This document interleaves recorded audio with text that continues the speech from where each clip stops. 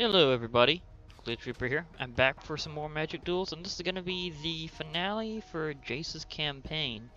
In this one, well, it's going to be interesting. After 2 years of training, you've learned the truth. Alhamret has been using you as a go-between, selling intel to both sides and wiping your memories regularly. He's even concealed your nature as a planeswalker. When you confront him, the Sphinx unleashes a devastating psychic attack. So this is going to be a war of the telepaths, basically. And it turns out he's not the arbiter he appeared to be. He was in fact basically gumming up the works. So yeah, that means he has to be seriously taken out of the picture. And these special notations, like you see here, also happen in these kind of missions sometimes where there's something that's special about them. Mind games. Alhamret is too tough to defeat in physical combat. Exhaust his mental resources by making him draw from an empty library. And you will win no matter what his life total is. That is true. If you completely drain an opponent's deck, then they will automatically lose on the beginning of their next turn. That could help. That might come in handy for certain things. I might start off with this hand. There's something that I'd really prefer to have more, but I'll at least try this round. See if this works out. I mean, I do have a creature that'll come out my first turn. That's a little unusual for Jace. Usually his deck is pretty slow, but this time, first round creature. Nice.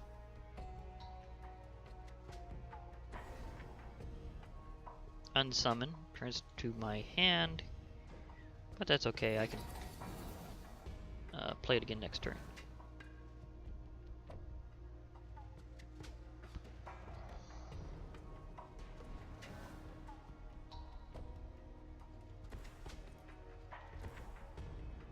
Let's try this again. He did buy himself around there. It would be really weird if I actually won by damage, which is not supposed to be how you do this fight. Hover barrier, defender and flying. But is a 0/6, it can't actually attack. Does prevent me from actually hitting him with this though.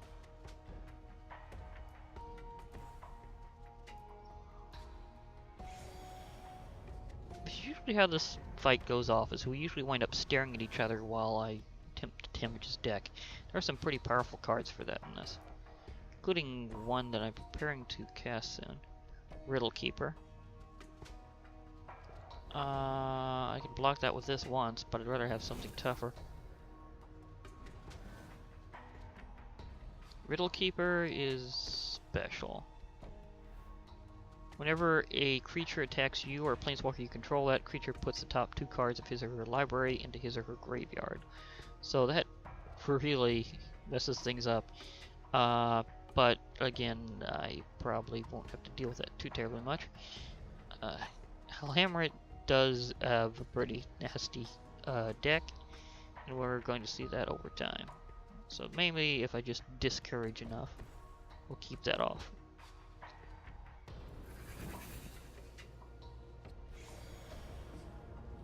Because now he'll know that if he attacks with that Riddle Keeper, then I'll be able to take it out with this. Unless he manages to get rid of it. Okay, no spell attack on it. That's good, because these things go poof real easy. Azure Mage. Oh, Mind Control. Or Azure Mage. Azure Mage helps me draw a card, so it helps me take a creature over. I think I'm gonna take that Riddle Keeper. Yoink.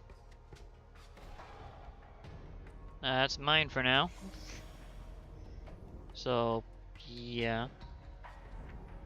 Now, if you hit me, guess what happens? Your effect is gonna backfire. That is just a beautiful yoink.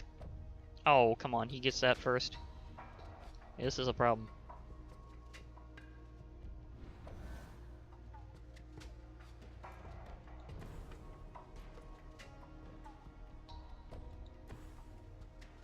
Okay, let's just let this one out. In case you're wondering, this thing comes out, it automatically shreds a portion of your enemy's deck, but you also get to cast a card from it. If it's an instant or a sorcery, anyhow.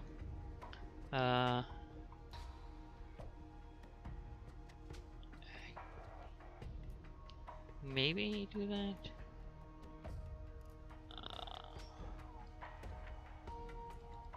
Oh, it's not letting me confirm this, so it's gotta be because, maybe it's because I actually have to pay the mana cost. Usually with those abilities, you get to do it for free.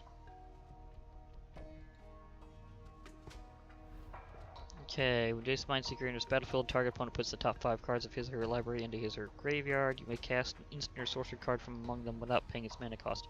Hey, I was supposed to be able to cast that. It didn't let me click on it, right? It's like, seriously? How did you not let me do that?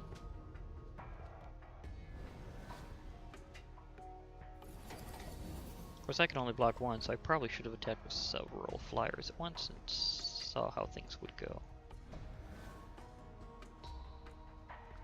Okay, that's what I need for later. Psychic Spiral. If I use that, then I can take my graveyard and use it as a cannon to rip them apart. Check out what this thing does. Shuffle all cards from your graveyard into your library. Target player puts that many cards from the top of his or her library into his or her graveyard. So basically, however many I have in my graveyard becomes how many they wind up discarding directly into their graveyard. I shouldn't use that yet, though, because I need to have a big graveyard first, and then attack at an opportune time. Okay, Clash of Will, so you want to see if I will pay X. Oh, I didn't even have enough to do it, so it automatically determined. Okay. But yeah, that's going to be interesting. Okay, so I'm going to go ahead and attack with several just because I'll be able to probably get past a little bit here. He can't attack with that creature. He can only defend with it. But it's pretty defensive. Again, remember, a lot of these cards you're not going to be able to get in the actual game of Magic Duels, because they, if they don't have a set, that means it's not going to be part of any of the sets here.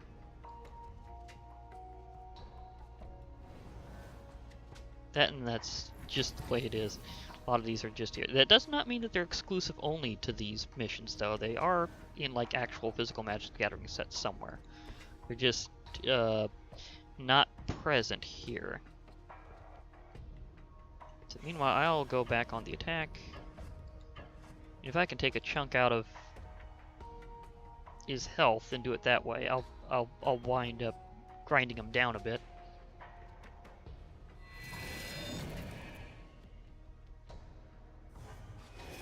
I'm definitely going to have to grind down more of his deck before I can seriously finish him that way. Well, it would be weird if this comes down to, well, me... Oh.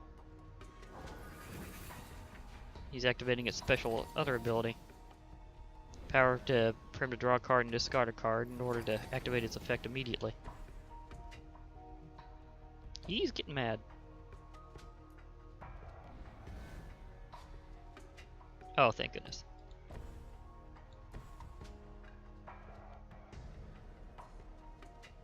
Okay. Continue doing things as I have been, because apparently that might work. I mean, I have so many flyers right now that I'm actually getting past your wall.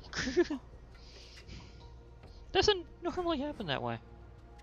But again, sometimes these things go randomly in a way that were not intended to be the way that you normally win. Like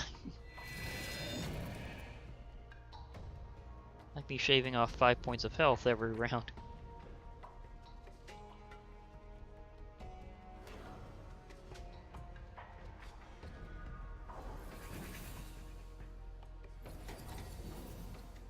Might add, this process repeats a little bit if a certain circumstance applies. So remember that little part?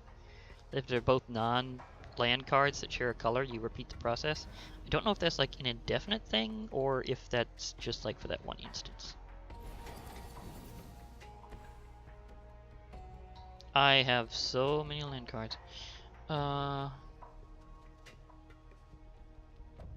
he has my deck down fairly far.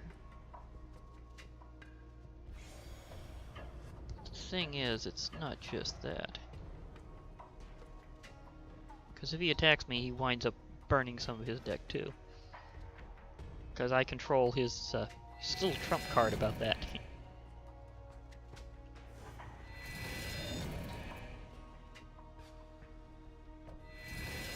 Wow, he let those two through. Interesting.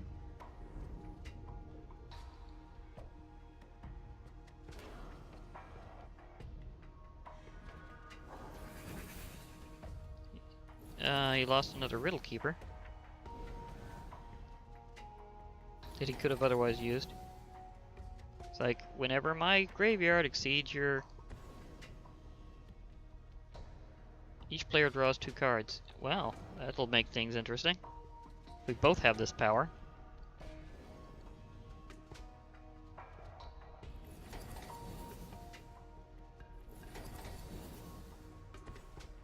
Okay, might be showtime.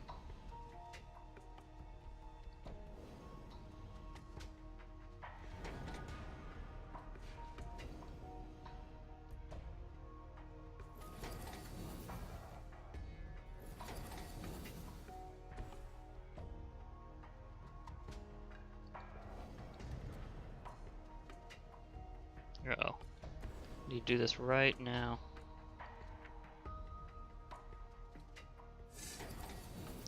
Gotcha. You thought you'd get me at the last moment, didn't you? I got you, though. Because I stopped the timer because that thing was an instant. I did not have to use it on my turn. I used it on yours, I'll hammer it. So, boo-hoo. Gotcha. Okay. Let's just put out another dragon just cause.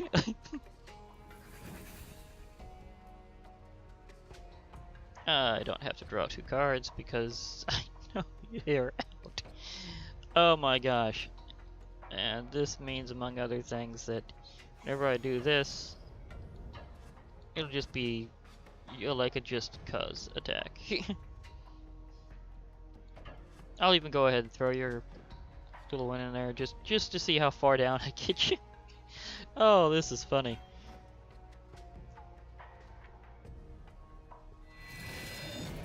I mean, seriously, I did not see this much damage being dealt to Alhammer at this round. But whatever works. Whatever works. Of course, I'm still getting rid of his deck first, so it's 20-6. And as soon as I end my turn, he loses anyhow, despite the fact that if it were to go another round, I would literally beat him down due to damage instead of doing the regular way. That is very funny. Yeah, just to see if I could play another creature. Just why not? Oh, I had another copy of Psychic Spiral. Okay. And something that couldn't be blocked. So yeah, it seems very one-sided in my favor. I mean, goodbye. Oh, the Sphinx just got, well, sphinxed. Oh my gosh. Oh, by the way, I was in the middle of a quest, so it'll show your progress even while you're in these story missions, but would not suggest completing them during one, because it tends to wig out that way. Like, it won't actually give you your reward a good portion of the time, like usually. So it's best to be a little careful about that, but I knew that because this one had such a large number to do, that there's like no way I was going to complete that in one round, or in one game. Anyhow, let's continue on with the story. Your duel with Alhammer shatters both of your minds. In the process, your planeswalker spark ignites, sending you to the plane of Ravnica, and leaving precious few fragments of your memory intact. As you reassemble your identity, you come to see this plane-spanning city as a place you can finally call home. There's actually a special term for a planet-wide city. It's kind of theoretical. Ravnica is one of them. For those of you who are also Star Wars fans, think of Coruscant, an entire planet that was turned into a city, and you get the idea of what Ravnica is. So, Yeah, so he landed in a place that was basically a city taking over everything. So, he's going around being, okay, I guess my skills are more welcome here. And it is. So he finds out that Ravnica is actually a pretty cool place with him being him. So he finds himself here in more than one way. For now, anyhow, this has been Glitch Reaper. I'll be logging off. Hope to hear from y'all later. And goodbye for now, everybody.